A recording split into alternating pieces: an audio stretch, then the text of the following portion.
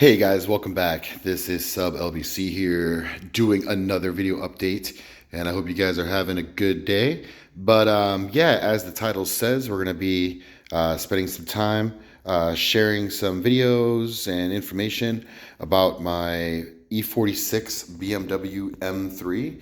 And this is a really cool car. You know, as I say in the title, it is the best BMW ever made, in my opinion. And of course, that does come with a disclaimer. You know, obviously, what I consider the best, you know, it can be very subjective, and we'll get into that here in a little bit. Um, Another disclaimer, though, I do want to make is that under no circumstances, guys, should you be buying cars like this to like invest in them to make money. Okay, it's generally like, you know, even going with what you might consider to be like a risk-free car. It is generally something that you want to stay away from. You can get lucky sometimes, but when I say lucky, what I really mean is, you know, you're just not going to lose like a whole lot. You know what I'm saying? And I think in that case, I'm probably not doing too well, mostly because of this car right here. But before I, you know, dissuade you guys from, you know, getting into stuff like this, just understand that this is like, you know, it's a hobby. It's really like one of my only hobbies. And, you know, compared to other types of vices that people might have, this is not a bad one to have, you know, because at least at the end of the day, you do have something to show for it. And cars like this are obviously very desirable. And I think, you know, given more time, they will become even much more so. And the main reason behind that is because, you know, cars from this era, specifically the E46 M3, is just not a car you're really going to see on the roads in the modern day. You know what I'm saying? These are not cars you see every day. They are nothing like the modern day equivalents. And because of that, these are highly sought after by enthusiasts for obvious reasons. And, you know, as BMW becomes more and more watered down in terms of their approach to car making, you know, they really are at this point just like, you know, trying to encompass the entire driving public that just so happens to be able to afford their cars or to be able to finance their cars. You know what I'm saying? All other considerations are pretty much thrown out here at this point.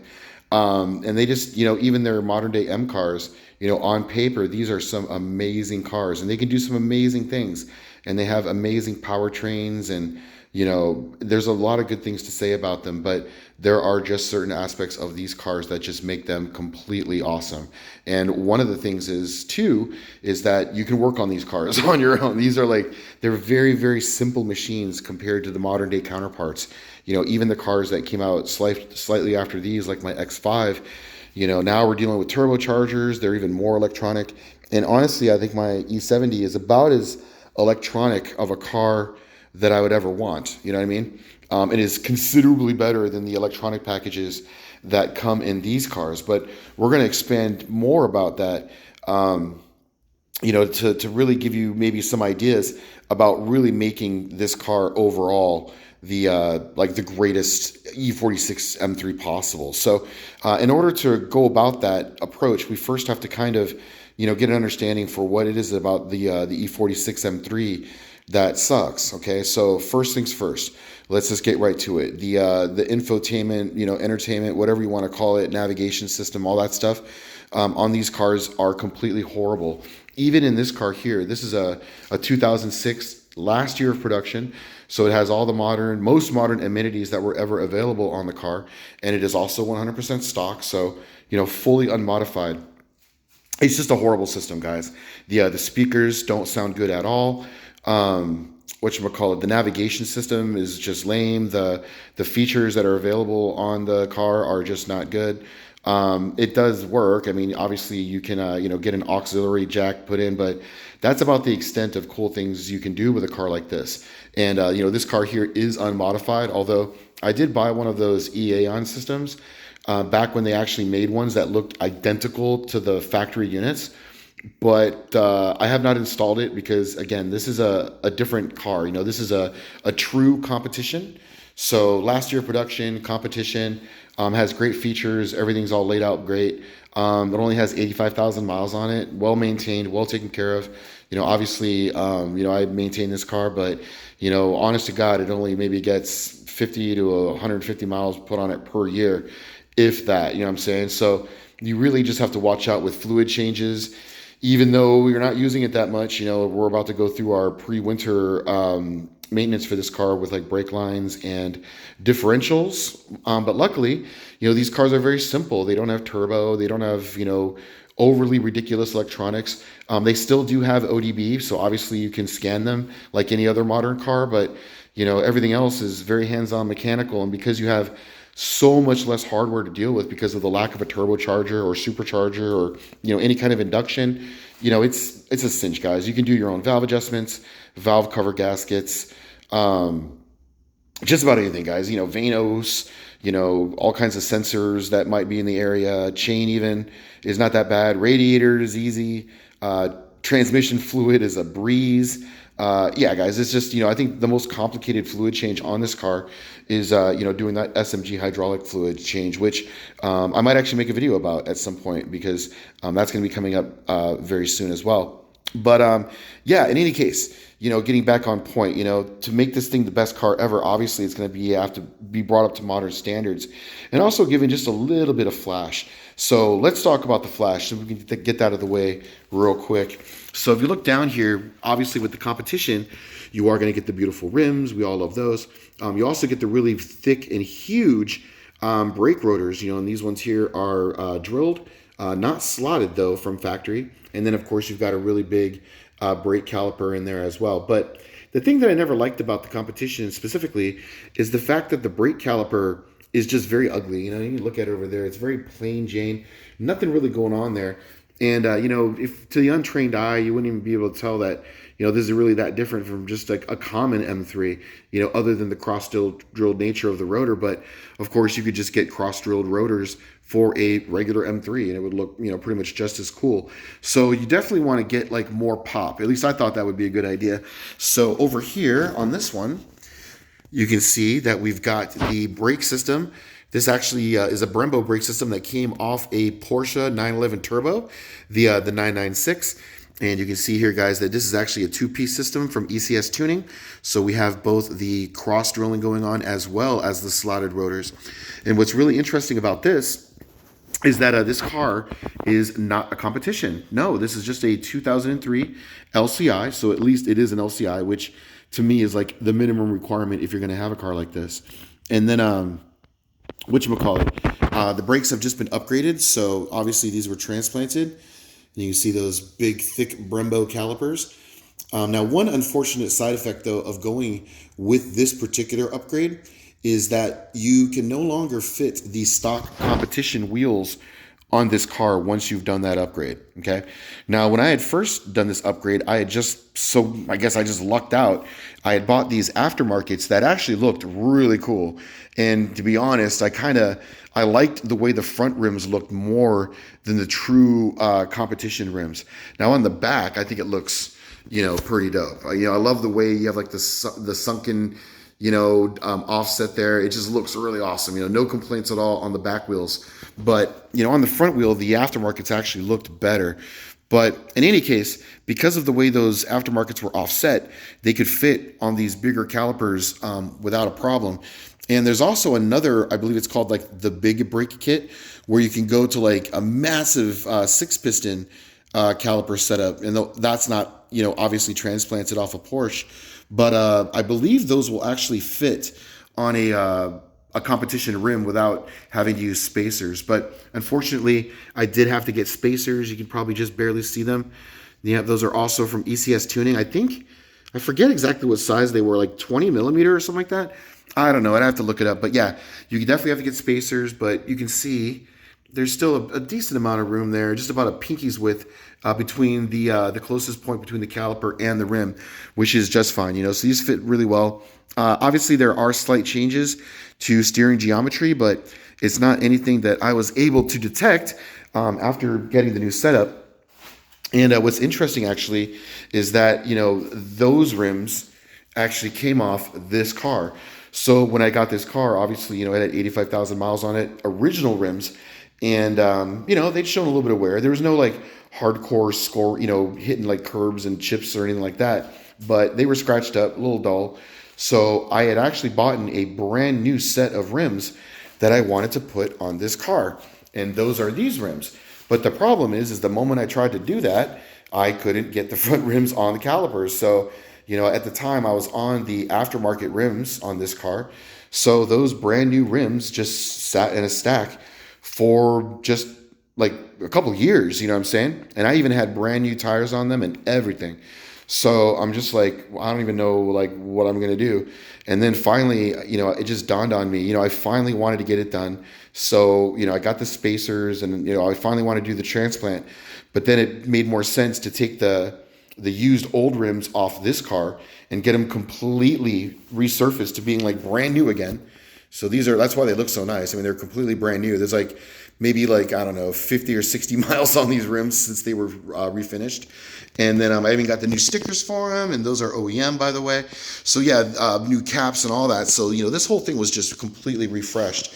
And then, slapped them back on, and, now this car gets a proper OEM rim treatment. And it actually worked out that the guys that did the installation of the rims on this car bought the old ones off me. I mean, I sold them really cheap. I think I sold them for like $500 or $450 or somewhere in that range. And that's not bad considering I got the whole set for like $900. The thing is, guys, you always take a bath on rims. That's another thing, guys. Don't ever spend big money on rims, ever, ever, ever, ever, guys. If you're gonna get aftermarkets, get the cheapies, bro. I mean, there's a lot of great options for rim sets for under $1,000. Never spend like $2, $3, $4 grand on so-called high quality aftermarket rims. It's a complete waste of money. And when you go to sell them, you're going to take a bath every time, guys.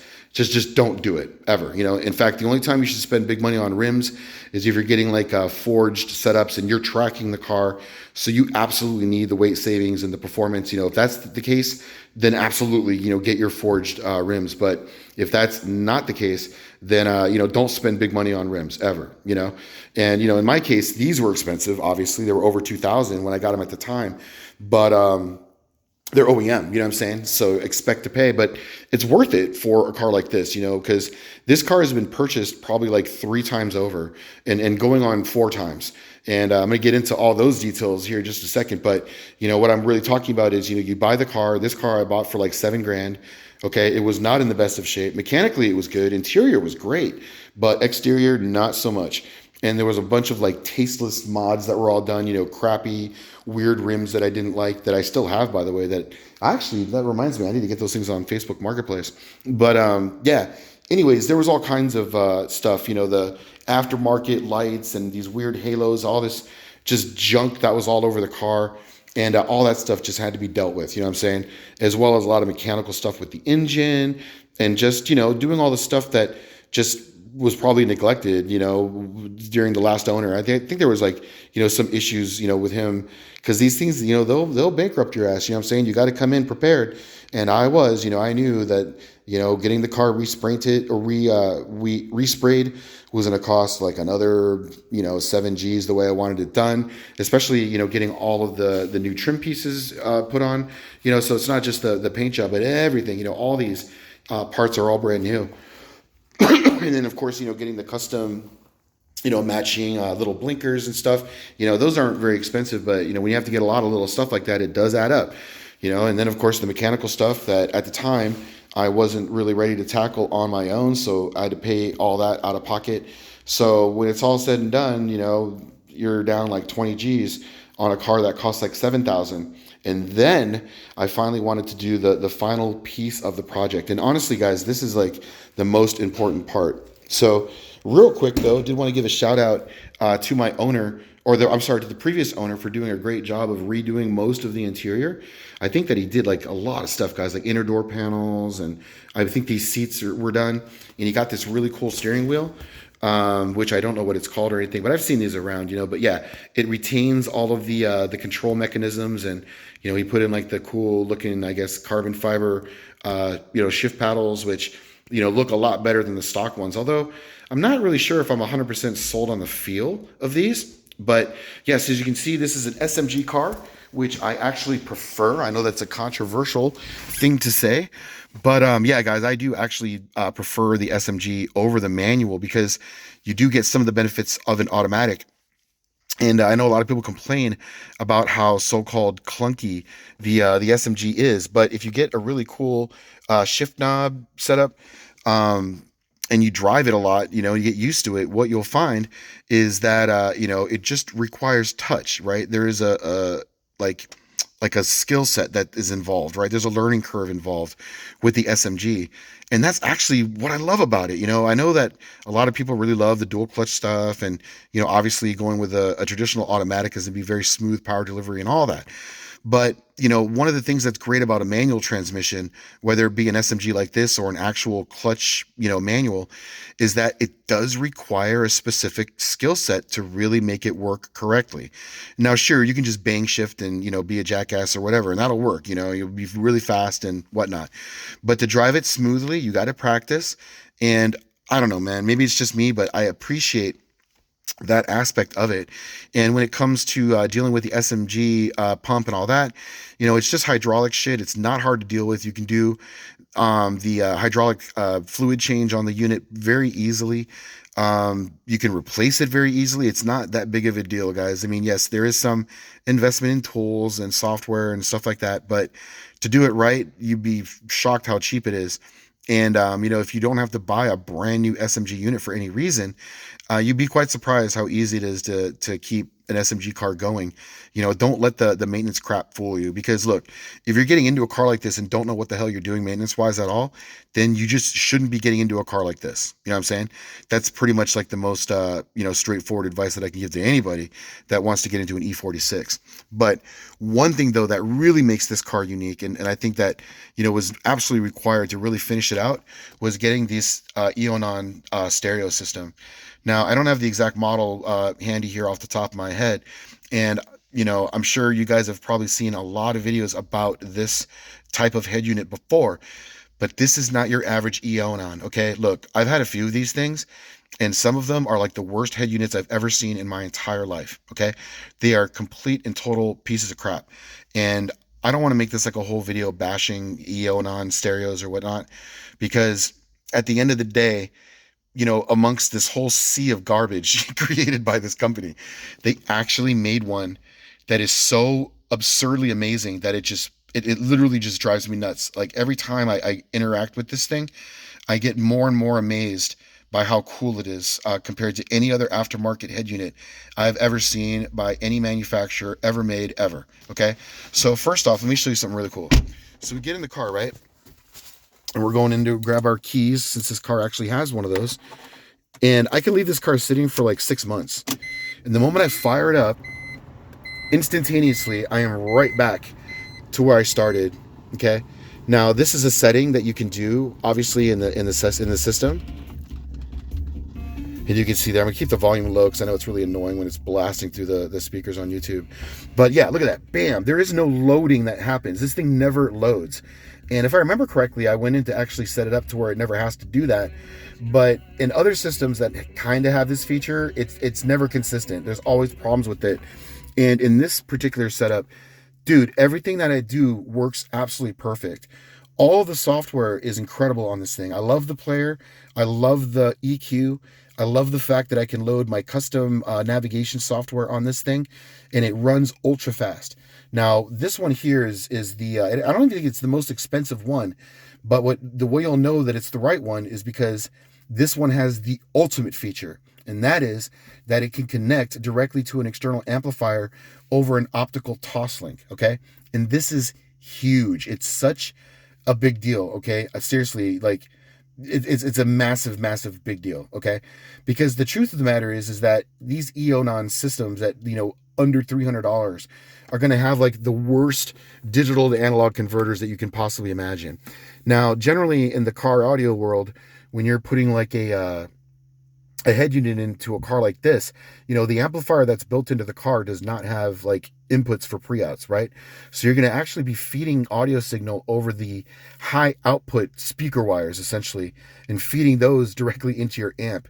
Okay, now if you have an amp with DSP, that means your amp has to receive this signal that has already been turned into an analog signal at the head unit level, then has to take that crappy speaker level coming from cheap ass DACs in this head unit, turn that back to a digital signal, apply its, digital signal processing, right? The processors will then work on it to reconstruct the signal however you want. And from there, it gets converted analog to the amplification stage where then the sound finally goes to your speakers, right? That's essentially how the signal path works. And to me, that is just an absolute abomination of a signal chain. Okay. Like I come from the pro audio world, so I know like how to set up high quality signal chains. And that to me was just absolutely nuts. Now, I knew that there were head units out there that have Toslink, but it's kind of a rare feature, and I don't know why. But for whatever reason, EAonon makes this one. It also happens to be the one that has the most processors. This one here is 8 processors. I don't think it has the most RAM of all the units that they have, but it does have the most processors. And I think it runs like maybe 1 or 2 generations older of the Android operating system as well. So it's kind of weird. It's not like the most like cutting edge of all their head units, but it is the one that has 8 processors and it has Toslink, and it also has the best software too. Like everything about it is just ridiculously awesome. And then from there, I've connected this thing up to a JL Audio 8-channel amplifier with integrated DSP. And obviously now the digital to analog conversion is taking place inside my amplifiers only from a pure digital source, wherever that may be, Bluetooth, SD card, whatever, USB, it does not matter. It all just, runs pure digital signal. And that nullifies the downside of this head unit in the sense that it's analog signal, processing. I'm sorry, it's an analog signal conversion, which is obviously very low quality, no longer matters in this equation, right? Pre-out voltage doesn't matter because we're not using pre-outs. So now the very last thing you got to deal with is getting rid of the horrible, horrible Harman Kardon speakers that come inside of these cars, right? These are like the worst Harman Kardon speakers probably ever made. They're just so bad. And it's funny because you actually go on eBay, you'll see people like selling used ones of these ones here specifically, and they're like rotted out and people are still selling them. I don't know who's buying them, but you really can't get used speakers for this car. They're just all rotted out, and even if they weren't, they would sound like crap anyways. So in this case, I decided to go with the sound package, okay, which is very common. Now my opinions about the Sound speakers are kind of mixed, to be honest. I'm not sure if it's really the speakers or just the setup, because the way it works is that, in my case, I have an external powered subwoofer, which I'll show you guys here in a second. But the overall speakers, it's weird. So, usually when you set up speakers in car audio, you'll do things in chains, but in factory, it's not like that. Like every speaker gets its own individual wire to the amplifier, which means if you want to run it the same way, you need 12 channels of audio, right? Because you've got the two like subwoofers in the rear deck, plus 2 speakers in the rear deck, plus 2 side speakers in the rear, and then you have your lower door speakers. And then up here, it's not just one tweeter. There's actually a tweeter and a mid-range inside of there. So you've got 6 speakers up front and 6 speakers in the back, each one connecting individually to the factory amplifier. Now, with my particular setup, my amplifier is only 8 channels, okay? So I've got my mids and my tweeters hooked up in not series, or in series, yeah, where basically, the impedance I think just drops, but you can still run them all. But to be honest, if you are going to run this package, you might even want to experiment just not using the middle speaker at all. And if you are running an 8-channel amplifier like I am, just cut out the mid entirely. And the fact that you can't run all 12, well, first of all, it doesn't matter, because if you're running an external subwoofer, you can take 2 off that right away. So now you just have to deal with what other 2 channels you want to sacrifice. And in my situation, or, if you're in the same situation, you probably want to consider also just maybe not running the mids, because they kind of howl, in my opinion. At least the Sound ones do. So maybe disconnect those, or shit, maybe just run like some other brand of speakers that's just a 2-piece, right? And maybe you like those more than the Sound. You have a lot of options once you make the amplifier switch. But one thing though that makes this car even cooler and makes it like the best M3 ever is that not only do we have the Sound speakers inside the car, but we have the very, very rare and sought after Sound Soundworks amplifier. This is their powered amp, and this is something that they made, way back in the day. They discontinued it years ago, and it's not really like incredibly awesome or anything in terms of its power and size. It's only an 8 inch subwoofer with its own built-in amplifier, but it does daisy chain off the JL Audio obviously without any problem, and it just completes the setup. You know what I'm saying? And you really just cannot get these anymore. This is like like a once in a lifetime thing. I just saw one pop up on eBay. It came with mounting hardware and it was in excellent shape, but it wasn't cheap, but it wasn't crazy expensive either. And I remember when these actually were offered for sale on the Bath Sound website, they were really expensive, and nobody wanted them because of the price. There's so many better options out there, and honestly, this is not even close to the best option. There are tons of better options for powered subwoofers, but it is a true Bath Sound sub, and it completes the set. There are no other better Bath Sound speakers that you can get for the E46. And of course, with my JL Audio amp, I got all the accessories, including the Bluetooth receiver. So this allows for remote programming of the amplifier over Bluetooth. And there's also an available dongle down there in the car if I want to connect it to like a PC or something like that to run the DSP control software. So yeah, guys, that basically makes the car absolutely modern in every sense of the word. You're able to add the backup camera. Obviously, the car already came with parking sensors. And yeah, you just get it all, guys. Navigation, the best audio experience you can pretty much imagine ever getting, as well as you now have the addition of a really great hands-free system, so you can handle phone calls through this thing. It's just a wonderful system, guys. They did such a great job with it, and that really is what finished it out. You get the mechanical stuff right, you get the body right, and then you get the entertainment and stuff right, and this car is fully complete without any compromises. You know what I'm saying? In fact, the only compromise with this setup is that when you do run Toslink, it is only one stereo pair, so there's no fade control over a Toslink connection. But dude, once you set fade, I've never touched it ever again, and you can obviously control that through the amplifier, and then that's it, guys. Everything is handled through the head unit, and it is absolutely wonderful. But anyways, my battery here is about to die. We will get this video here uploaded shortly. If you have any questions or comments, feel free to leave them. Otherwise, I'll see you all next time.